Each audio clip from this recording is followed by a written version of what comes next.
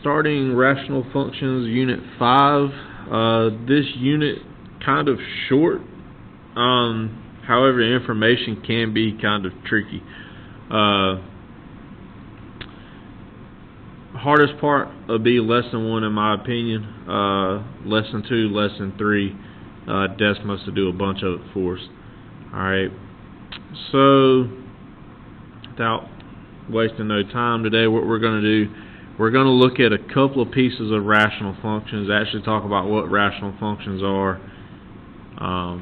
So, starting on page 1, a rational function, okay, alright,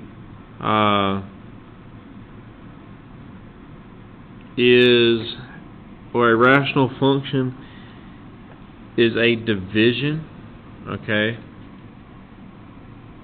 of two polynomials. So basically a function that's a fraction or a ratio, hence the name rational functions.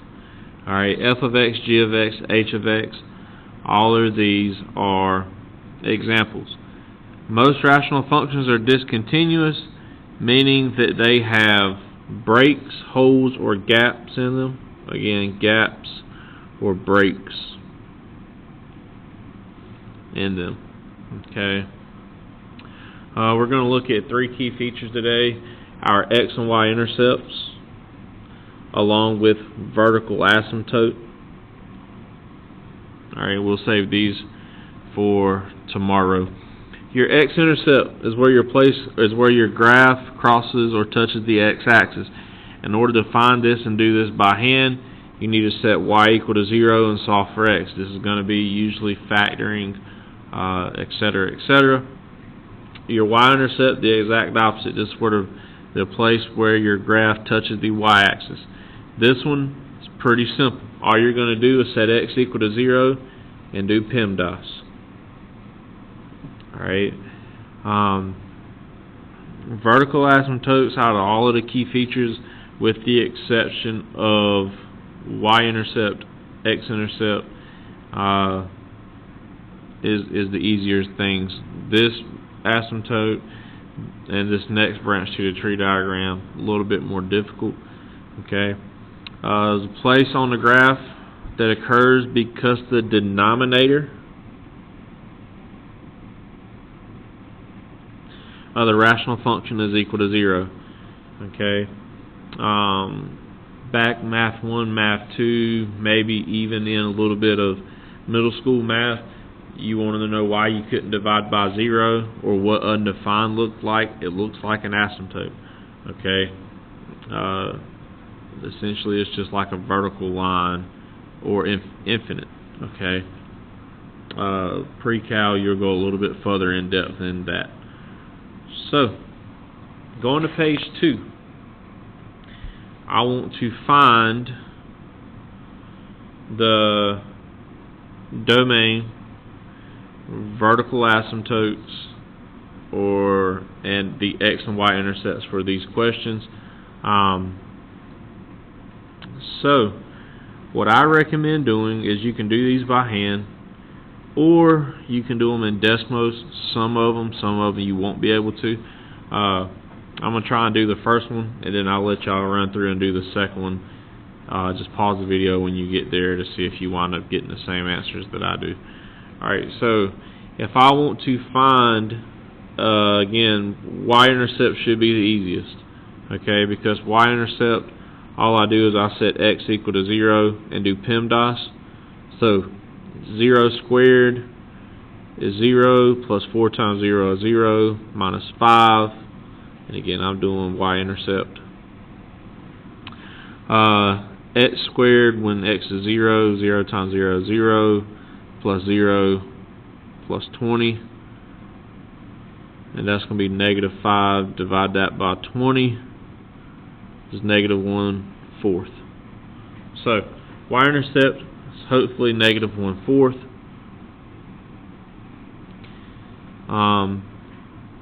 Then I would go to I would then go to vertical asymptote, because I think it's the next easiest. And again, because all you do is set your denominator equal to 0. X squared plus 9x plus 20 equals 0. Solve for it. I see this is a quadratic. I can do a couple of things. You can either factor it by hand, or you can put it in Desmos and see where your graph crosses the x-axis. Again, x, two things that multiply to give me 20, add to give me 9, 4, and 5. Okay. That's on bottom.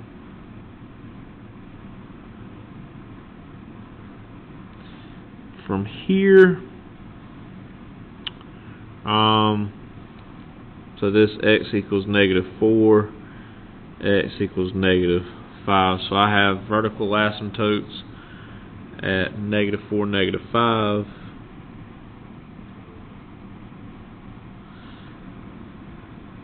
Then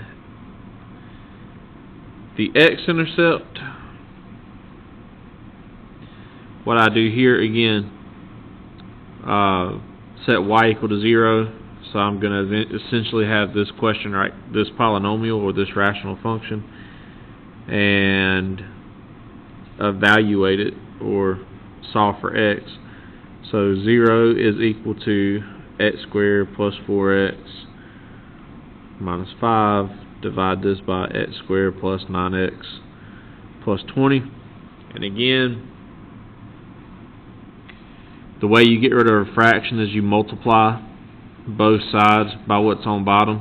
So when I multiply both sides by what's on bottom, this is going to cancel. This is still going to be 0, because 0 times all of this stuff is still 0. So 0 is equal to x squared plus 4x minus 5. Okay. Again, you can essentially factor this. X, it's going to be a 5, and it's going to be a 1. X plus 5, x minus 1. Here goes something that's pretty cool. So let me rewrite this polynomial or this rational function. So I can rewrite x squared plus 4x minus 5 divided by x squared plus 9x plus 20 is really x plus 5 x minus 1 divided by x plus 5 x minus 4. Alright, so I know this is right if these two things overlap. If they don't overlap, then I know I messed up somewhere. So if I go to Desmos and I type in what I see, again, I'm going to fuss at y'all here, because I'm going to say if you see a fraction, type it first. Again, just hit division and type your polynomial. X squared plus 4x minus 5. Divide that by x squared plus 9x plus 20. I get this graph, and again, I know that this and this are equivalent if my graphs overlap. X plus 5 up top, x minus 1 up top. Divide that by x plus 5 on bottom. X minus 4 on bottom. I wrote that wrong. It should have been a plus 4 at the bottom. So again, up here I wrote it right, down here I wrote it wrong. Therefore, again, red and blue overlap. Therefore, I know the graphs are equivalent, so I know I did my stuff right. Now, a couple of things here. So for my x-intercept, I got -5 and 1. I'm going to put a star beside vertical asymptote and your x-intercept. For the sake of the day, a vertical asymptote, if you have an x-intercept and a vertical asymptote, okay,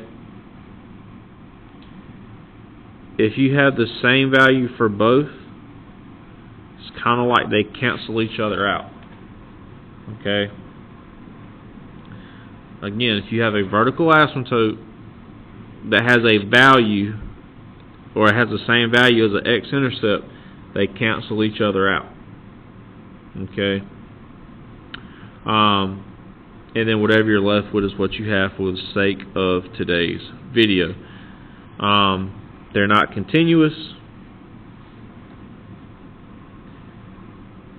And I think that's all I want us to do today. And again, what I'm going to do right here is double check these by going to Desmos and looking. So I said I had a vertical asymptote at -4. So what this means is vertical is up and down, so it's an imaginary line. So vertical asymptote is just an imaginary line. Imaginary lines are in the form of x equals. Because it's imaginary, what I'm going to do is make it dashed. Alright. And in a perfect world, what happens is it's almost like a wall that your graph gets to, and then it can't get there because of it being undefined. Okay, so again, vertical asymptotes happen when you divide by 0, and when you divide by 0, it's essentially an infinity but bigger. Okay, so that's why it shoots straight up or straight down depending on what you divide by. So I know my vertical asymptote is right.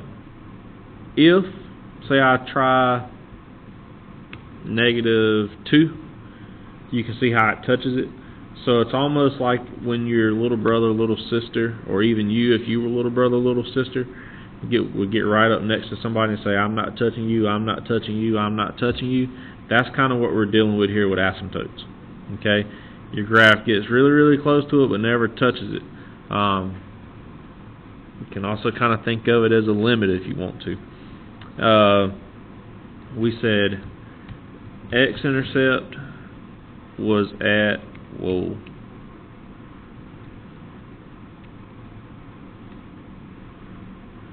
we said it crossed the x-axis at 1.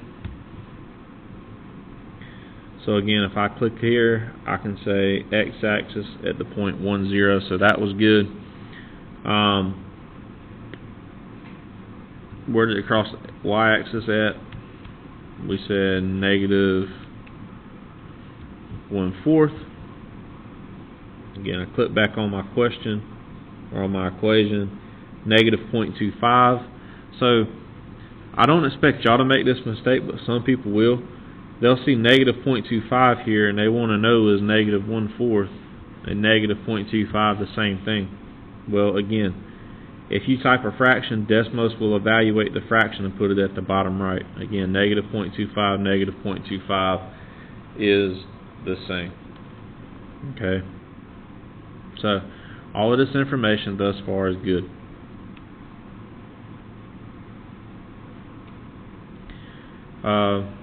What I want y'all to do is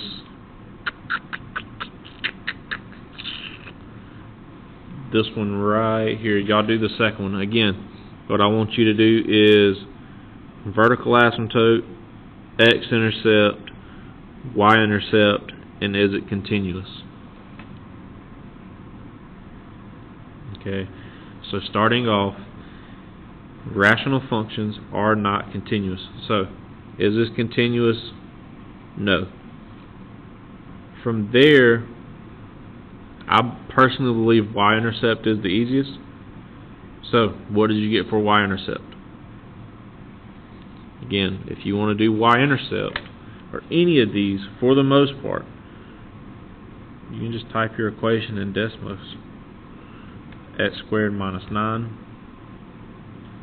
divided by